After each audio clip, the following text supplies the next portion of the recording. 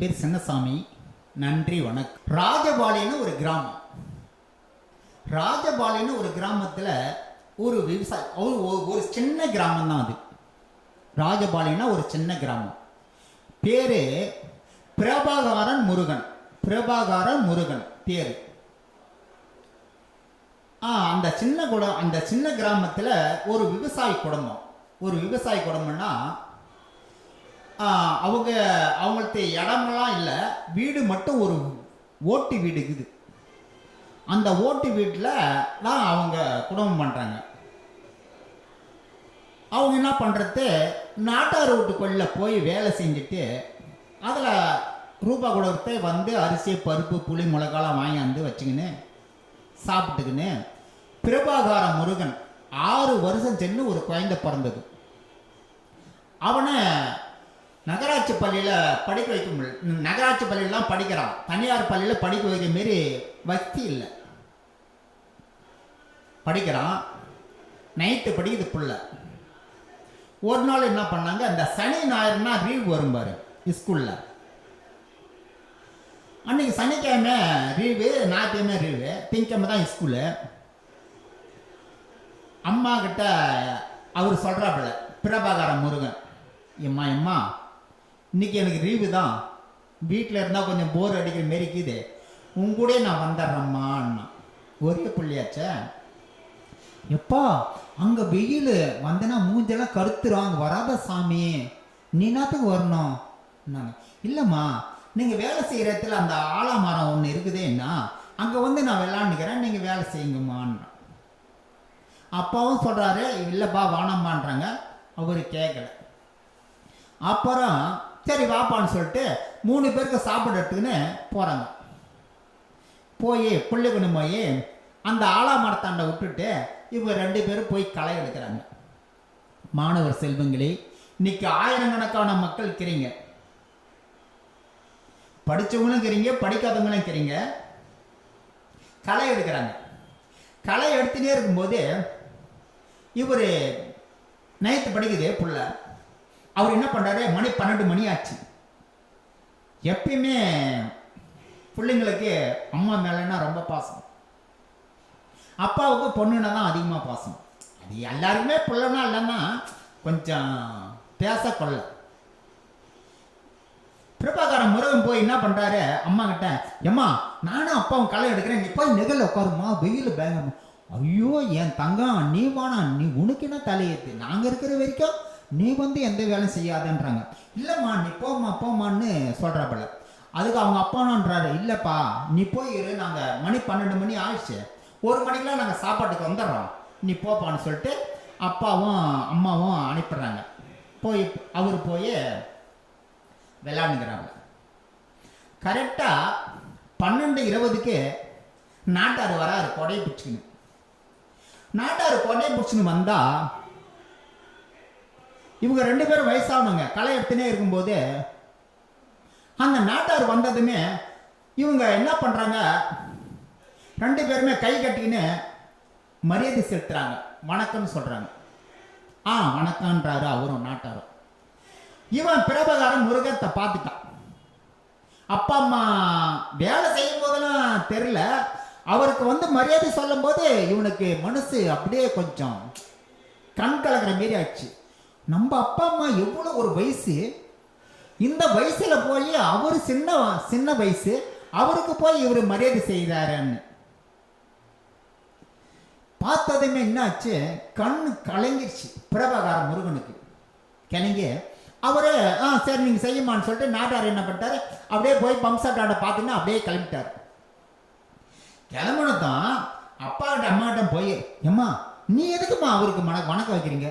சாமி அவங்க ஓனர் சாமி, நம்ம வணக்கம் வச்சு தான் ஆகணும், நம்ம தான் கூலி வேலை செய்கிறோமே. என்ன எம்மா அது பரவாயில்ல, உன் வயசுன்னா அவர் வயசுன்னா. ஐயோ வயசா பார்க்குறாங்க. இன்னைக்கு ஒரு மந்திரி வருவாங்க, 45 வயசு 50 வயசு ஒரு மந்திரி வருவாங்க, 60 வயசு 70 வயசுல கையெழுத்து கும்பிடல, அதிகத்தான் சாமி. அவங்களாம் பார்த்தா சாமி மாரி நம்ம கையெடுத்து கும்பிடணும். அப்படியே பிரபாகர முருகனுக்கு அப்படியே மனசு கலங்குது. கலங்க என்ன பண்ண முடியும்? ஒரு விவசாய வகுத்துல பிறந்துட்டோம். விவசாய வகுத்துல பிறந்துட்டா அப்பா அம்மா வேலைக்கு போவானா சொல்ல முடியும்? வேலைக்கு போகலாம், கஞ்சி இல்லை, வேலைக்கு போய் தான் ஆகணும். நீ என்ன பணக்காரா? ஏம்மா அப்பா அம்மா நீ வேலைக்கு போவாதம்மா, நான் பார்த்துக்கிறேன்னு உன்னால என்ன பண்ண முடியும்? வேலை செய்ய முடியுமா? முடியாது. அந்த பிஞ்சு மனசுல ஒரு நினைத்து படிக்கிற பிள்ளை நினைக்கிறாரு, நம்ம அப்பா அம்மாவை கையெடுத்து கும்பிடுறாங்க நாட்டார் வந்ததும், இந்த ஊர் மக்களே பார்த்து நம்ம அப்பா அம்மாவை கையெடுத்து கும்பிடணும். அப்படின்னா நம்ம என்ன பண்ணணும்? என்ன பண்ண கையெடுத்து கும்பிடுவாங்க?